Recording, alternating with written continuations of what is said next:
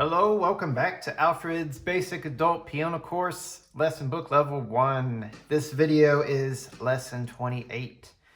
We're going to cover page 33 in our book, the sharp sign, and the song Money Can't Buy Everything.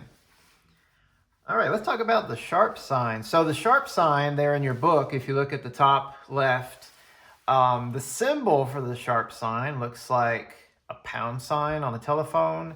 It looks like a hashtag, kind of looks like a slanted tic-tac-toe board.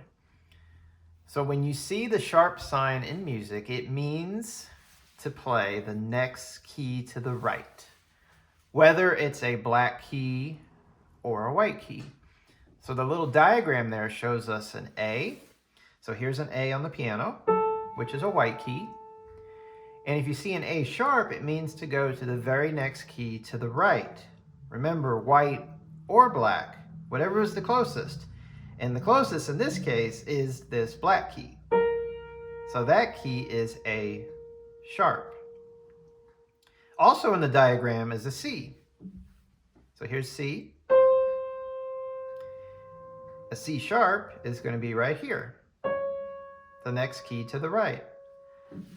Often people will assume that the black keys are sharps or flats, and those are the only keys that are sharps or flats, but that's not entirely true. Often they are, yes.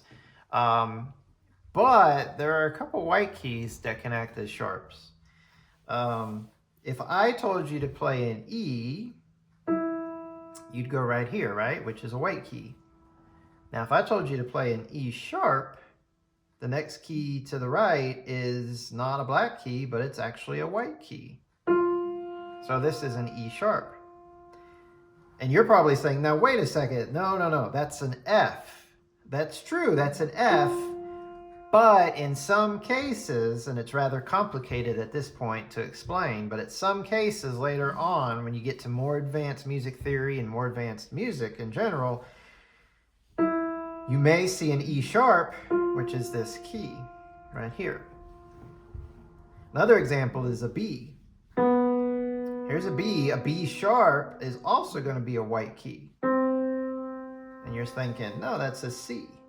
It depends on the context. Often, and right now, yes, you're only going to see notes that are C. You won't see this being called a B sharp. Again, later on in more complex music, you're going to see a B sharp, which is that key. Okay? All you're going to have to worry about right now are the black keys. Whenever you see a sharp in music, it's going to be a black key. So it'll be a very long time before you get to E sharps and get to B sharps. It says also at the top of the page in red over on the right, when a sharp appears before a note, and you're always going to see it written right before the note, it applies to that note for the rest of the measure.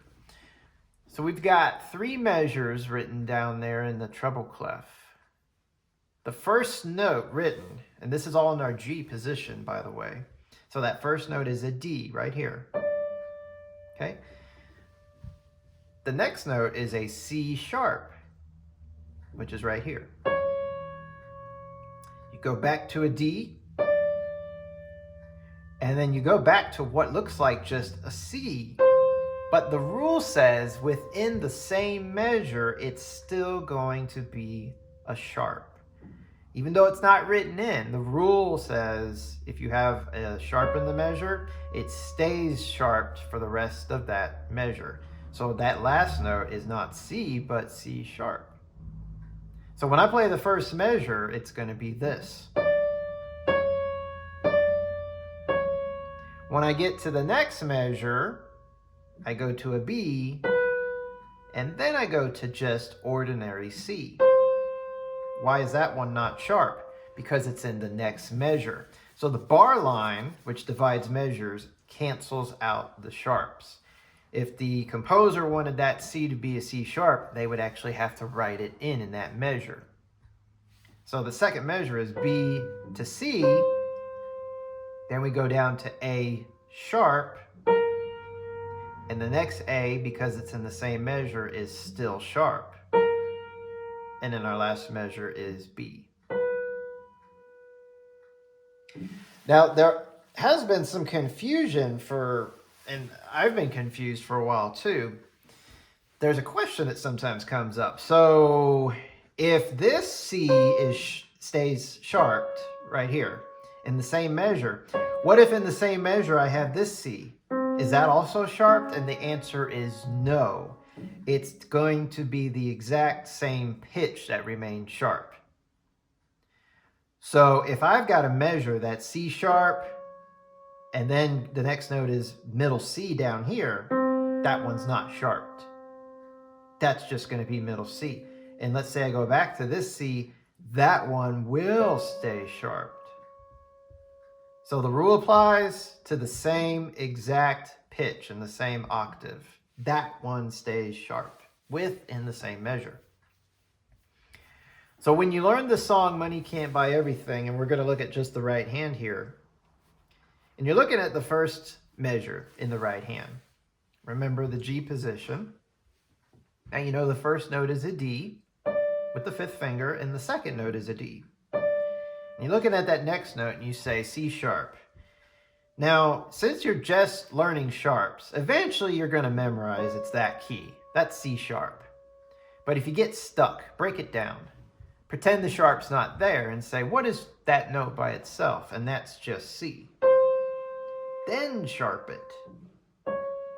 Okay, so break it down to 2 steps. First, figure out the note, which is C, and then figure out the sharp, which makes it C sharp. Then you're going to go back and sort of commit that to memory. Commit to memory that here's D and here's C sharp. So you're going to want to memorize that. So the 2-step process is only in the beginning when you get stuck. Eventually, you're just going to memorize that the note is right there. Okay?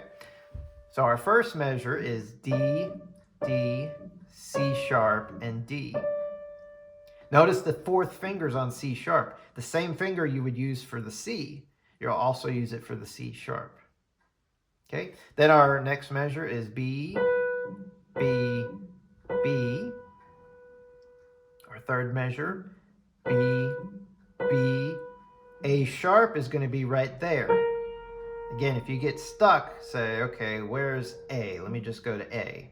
A's right there. Okay, so where's A sharp? That's right there.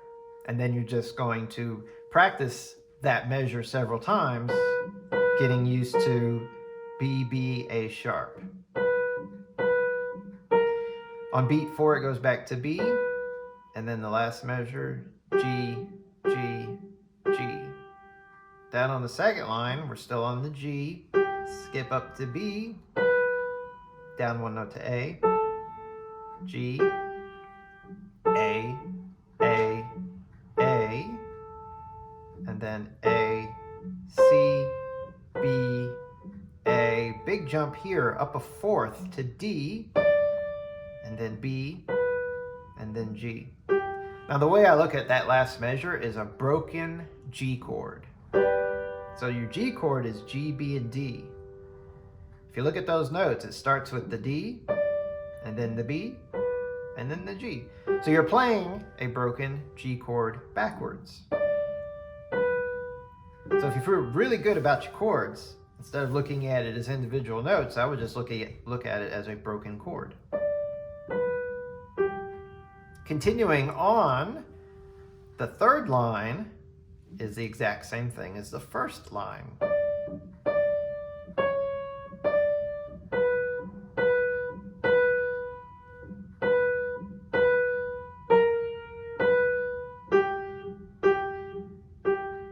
And the 4th line is the same as the second line until we get to the last measure.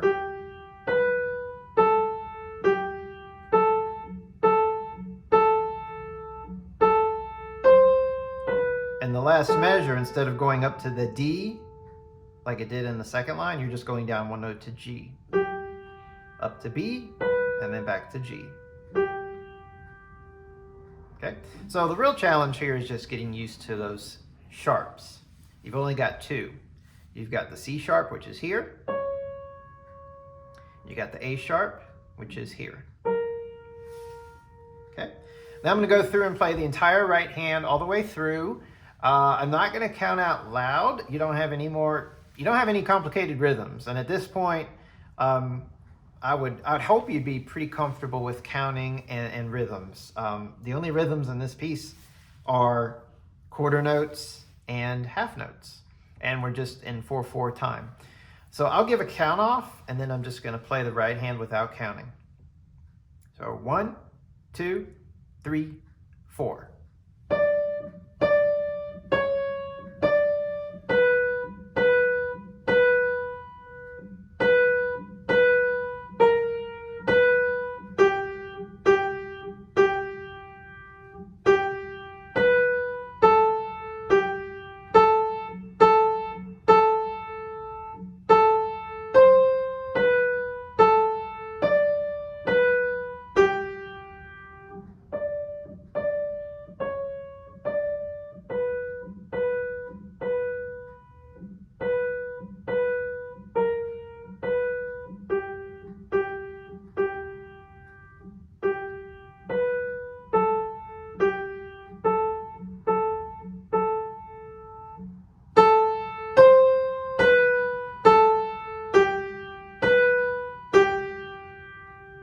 So you noticed I went ahead and put in the dynamics. At the very beginning, it's forte.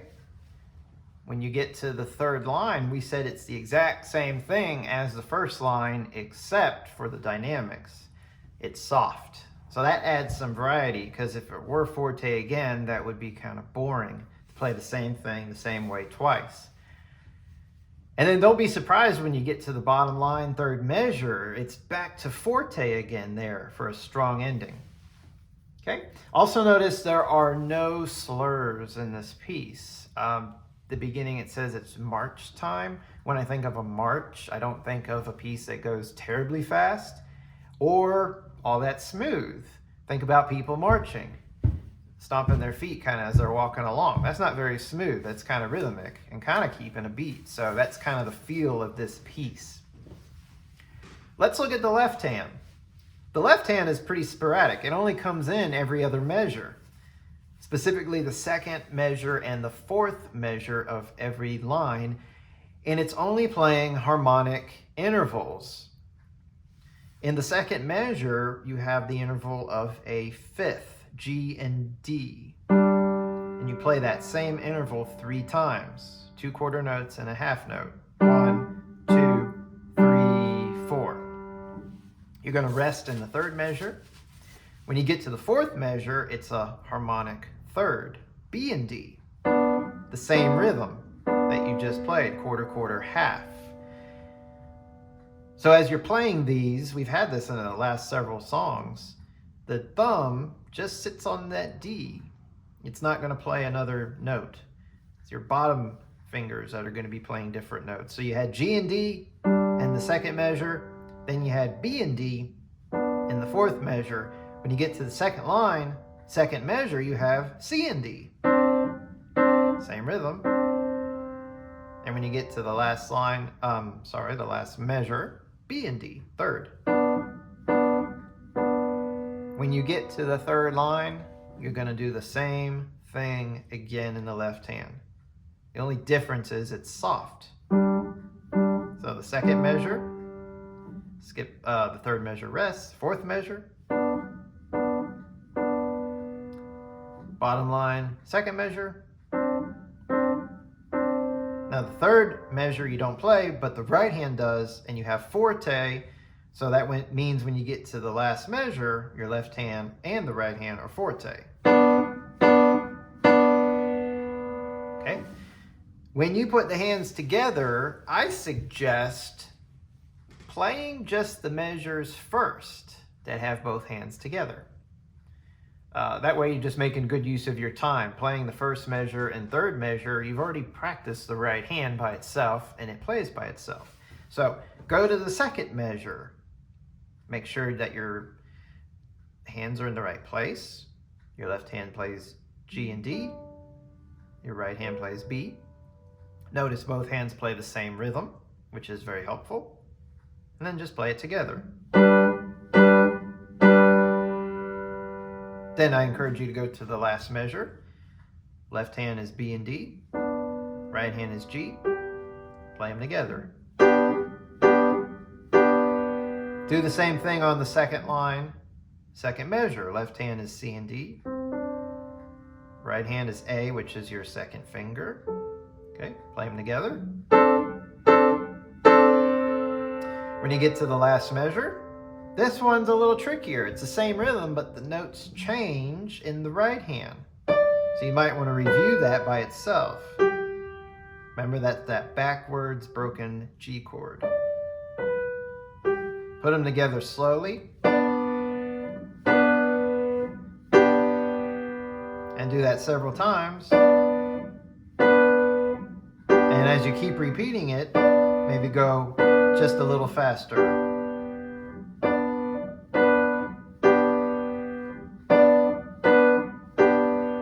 Feel good? Go down to the third line. Now the third line, remember the second measure when the entire third line and most of the fourth line is soft. So when you do the second measure, now that's hard to do, as you know. Playing soft is harder than playing loud. So if you have to review it loud, that's okay. Then see if you can do a little bit softer and even softer. And that's probably as soft as you need to get. And then the last measure. And remember, this is all a repeat of what you played prior, but it's just soft this time. Second line, second measure. And when you get to the last measure at the bottom there, forte again. Notice the right hand's a little different. So you might need to review that. And then the hands together. Once you've gone through the right hand and left hand measures that play together, take it from the very beginning all the way through, nice and slow. If you get stuck on those measures, that's all right. Stop and just review those measures several times in a row. All right, I'm going to play it all the way through from the very beginning, not too fast. And I'll make sure I incorporate the forte, piano, and forte at the end. So 1, 2, 3, 4.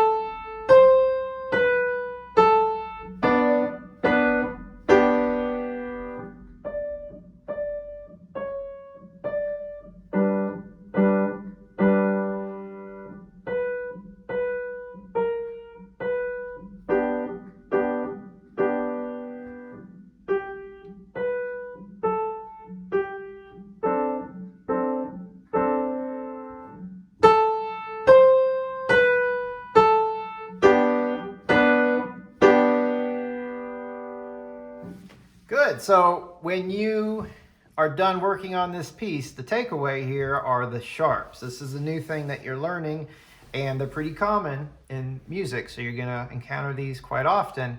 So remember the rule for the sharp. It's the very next key to the right, whether it be a black key or a white key.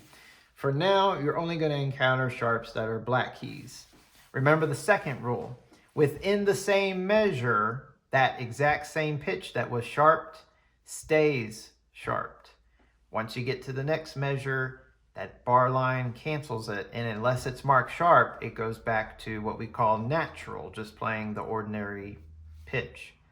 So if you have any more doubt or question about that, just refer to that little section there at the top of the page. It says when a sharp appears before a note, it applies to that note for the rest of the measure. You don't have any of those in this song, so you don't have to worry about that, but eventually it will sneak up on you, so remember that rule. So I wish you luck on this piece, and I look forward to our next video together.